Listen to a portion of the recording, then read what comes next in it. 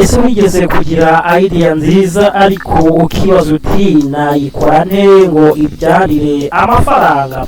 Ukuri ni uko abantu benshi bafite ibitekerezo byiza ariko bake nibo babihinduramo business. Uyu munsi rero tugiye kumenya neza entrepreneurship icyo ari cyo naho itangirira. Ese muri rusange entrepreneur culture ni iki? Entrepreneur culture muri rusange ni uburyo bwo gutekereza butuma umuntu atekereza udushya, innovation, arema ibishya, creativity, afata risk, ndetse mu buzima busanzwe abona ibibazo agashaka ibisubizo.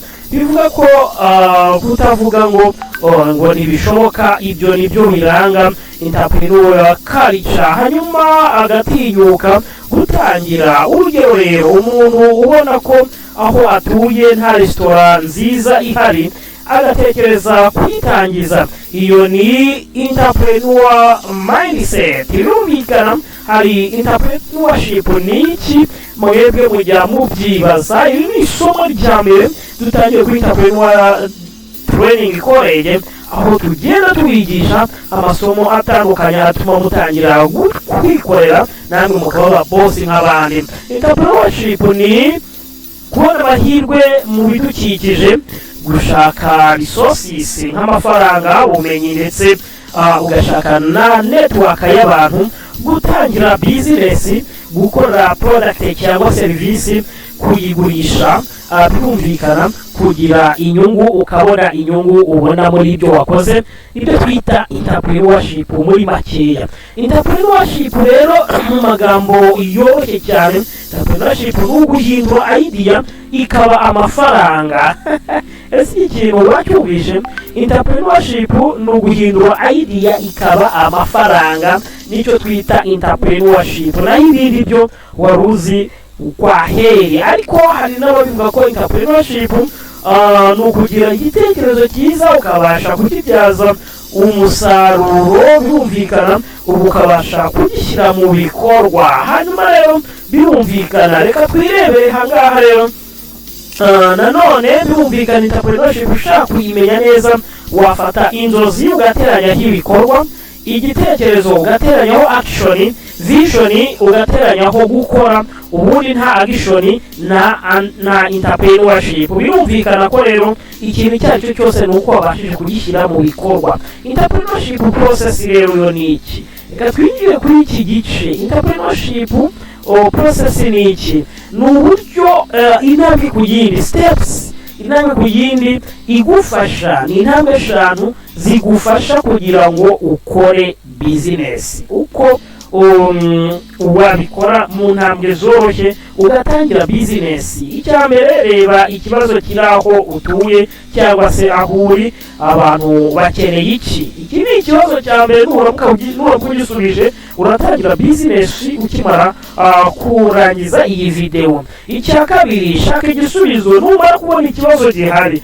shaka igisubizo, idea ya business, ubwo uraba uyibonye. Icya gatatu, tegura plan uko uzagenda ukora akazi kawe, uko uzagenda ubigenza, activities zawe uko uzagenda uzikora. Hanyuma icya kane, ugomba gukurikizaho step ya kane, kora product cyangwa service. Ubwo birumvikana bitewe n'ikibazo wabonye ukagikorera plan, ubwo urakora product cyangwa service uzajya utanga, ubundi ibintu bitangire bikore. Icya gatanu, yigurishe ubone profit. Niba ari service yigurishe, cyangwa se niba ari product yigurishe, utangire ubone amafaranga. Aho amafaranga rero utangirira kuyabona ni ahangaha. Nizo ntambwe eshanu. Urugero rworoshye, abantu bafite snacks, utangira kugurisha sambusa. Ni ukuvuga ngo abantu badafite snacks, ubwo abantu badafite turiya tuntu barya tujyanye n'uducapati, udusambusa n'iki, nawe utangira gukora izo sambusa ndetse na capati, byaba ibiraha byaba ibiki, utangire ubikore, ubundi utangire ucuruze. Hanyuma ikibazo cyari gihari nuko abantu badafite aho bakora snacks, hanyuma ushatse igisubizo, hanyuma ubonye amafaranga. Ngiyo uko bizinesi wahita uyitangira kandi ibintu bikakorohera ugatangira ukabona amafaranga. Hanyuma rero tuzakwigisha ibintu byinshi bitandukanye watangiraho bizinesi. Hano icyo tugamije uko buri wese udukurikira atangira kwikorera akaba rwiyemezamirimo, kuko ubuzima bw'ahazaza bukeneye ko nawe ufite ada income cyangwa se ikindi kintu kikwinjiriza amafaranga. Rero tuzajyanirana mpaka buri muntu wese udukurikira abashije kuba yaratangiye bizinesi bitewe n'amasomo dutanga. Na entrepreneurship education rero ni iki rero?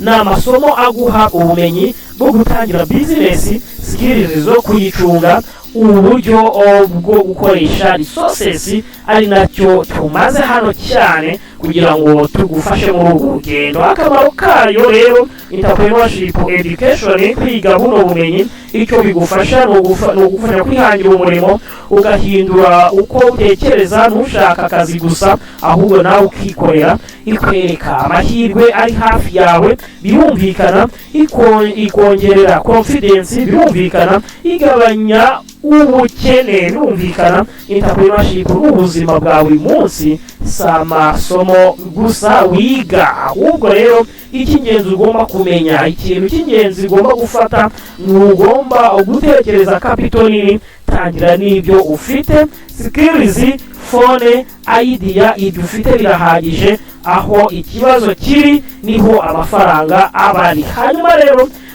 icyo ukora uyu munsi, andika ibibazo bitatu ubona aho uba cyangwa se aho utuye, hitamo kimwe utekereza ko utekereze solution yacyo, andika uko byaba bizinesi. Iyi niyo ntambwe ya mbere yo kuba entrepreneur cyangwa se rwiyemezamirimo. Ntugomba kuba ufite byinshi ngo utangire, ugomba gutangira kugira ngo ubone byinshi. Hakora subscribe kuri Entrepreneur Training College, wibuke kwandika muri comment ready, ijambo ready, niba wifuza gutangira business yawe. Hanyuma ubundi hasigaye ubundi tukomezanye urugendo twatangiranye namwe. Hanyuma rero dukomeze n'andi masomo twabateguriye, kwizera ko mwamaze gukora subscribe hano kuri Entrepreneur Training College.